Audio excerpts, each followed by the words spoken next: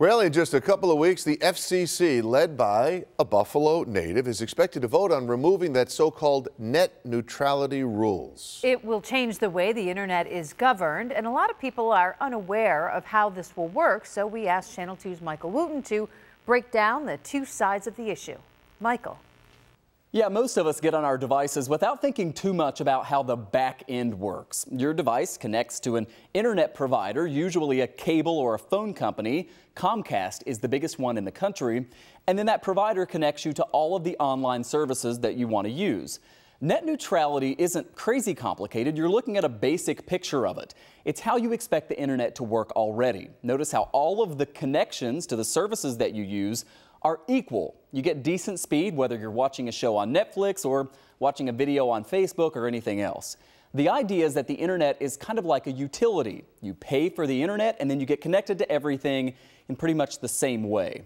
So what's the other way? Well, it's a different philosophy altogether that says things don't need to be equal as a rule. Your provider is a business competing in the free market, and so it should be allowed to make deals with other companies that you use online. And one example of that is called a fast lane. Say Amazon comes out with some crazy new show and wants to put it out in glorious super high def to everybody.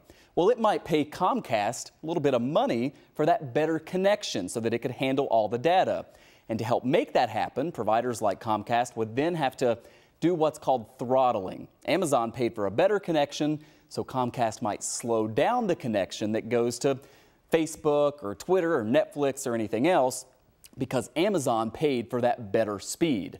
The most dramatic extreme is blocking. Say Facebook is taking up lots of data, Comcast wants them to pay for that, and they can't reach a deal. Well, then Comcast would be able to cut off Facebook, and now you wouldn't have access to it at all if you're a Comcast customer.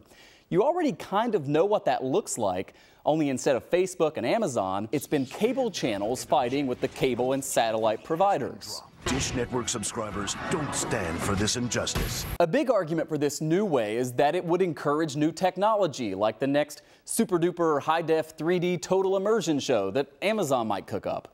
But a big argument against it is that if a new company creates something awesome, it may never be able to get it to you because startups don't have piles of cash to pay for that bigger pipeline, so it never gets off the ground. It's a real difference of philosophy with big money on both sides, and both claiming to be on the side of freedom. One side claims it's freedom of competition in the marketplace.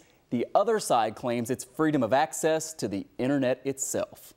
I'm Michael Wooten, Channel 2 News. Complicated stuff. Sure is. And we're going to continue to hear more about it, too. We thank Michael for doing that, though. And by the way, many opinion polls show that voters overwhelmingly disapprove of removing net neutrality. And despite that, the FCC is expected to do just that at a meeting that's coming up on December 14th. So stay tuned. We'll keep you in touch.